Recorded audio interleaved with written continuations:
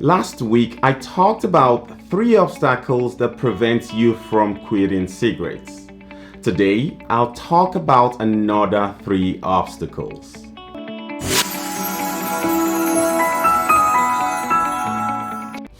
Hello everyone, this is Dr. Air, quadruple board certified psychiatrist, addiction specialist, and lifestyle medicine physician. So, the world's first commercial bungee jumping took place in 1988 off the Kawarau Bridge in Queenstown, New Zealand. The 43-meter drop continues to attract thousands of visitors each year. There are 2 groups of people who show up to this attraction: those who plan to jump and those who only attend to watch the spectacle. As others jump, some of the watchers become more interested, more open, and more confident in making the jump themselves. Their self-efficacy increases by the vicarious experience of watching others jump. What this shows is that the more opportunities people have to witness and relate to others who are doing what they want to do, the more likely it is that they will initiate and sustain that behavior themselves. This brings me to the first obstacle you may be struggling with: lack of support and accountability. It is very important that as you try to quit smoking, you get as much support and accountability as possible. You surround yourself with like-minded people. You join and participate in groups and forums. You talk to family and friends to not only support you but hold you accountable. The second obstacle is stress and mental health. Life is stressful, and this just happens to be part of living. Obviously, stress levels will differ from person to person and will wax and wane for most people. The process of quitting cigarettes can add significant stress to your life, which may already be stressful enough. To ensure success, it is important to manage your stress so you do not feel overwhelmed. Starting out, consider working on your environment and getting rid of things and situations that have the potential to make your life stressful. The happier your living environment, the less likely it is that you will fall into small distractions which can make it more likely for you to relapse. Try to resolve disputes with family and friends prior to quitting, so you don't end up in stressful, negative emotional states. Focus on positive things as much as you can.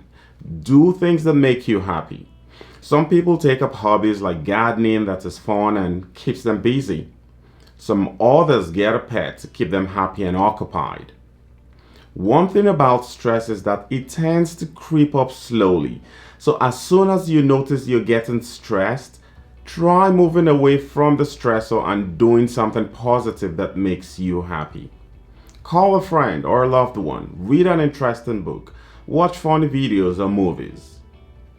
Journaling is another great stress relief tool. In fact, a study showed that writing down your thoughts for about 15 to 20 minutes a day can help lower your blood pressure and relieve stress.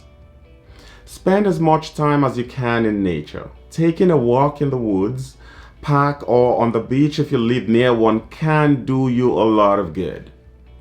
It is very important to take care of your mental health.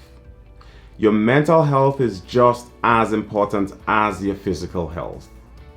It is well known that poor mental health can make it more likely for you to smoke. People who have conditions like depression, anxiety, post-traumatic stress disorder (PTSD), bipolar disorder, and ADHD have been known to self-medicate with tobacco and other drugs. The third obstacle is not taking action, and even when you do, not taking the right type of action. I'm sure you've tried to stop smoking several times, and there have been other times you have promised to quit but took no action towards that. Without taking action, you'll make no progress. It's also not just any kind of action that will do. You need directed action. You need to be intentional. You need to be deliberate. Using step-by-step directed action frameworks, you get yourself closer to success. Action requires courage and creative application, not brashness or brute force. You must act with deliberation, persistence, and boldness. Taking directed action in the right mindset will get you from smoking to living smoke-free. So we've talked about 3 obstacles: lack of support and accountability, stress and mental health, as well as not taking the right action. Let me know in the comments which of these apply to you, and subscribe to this channel for more information on smoking cessation. I'll speak with you soon.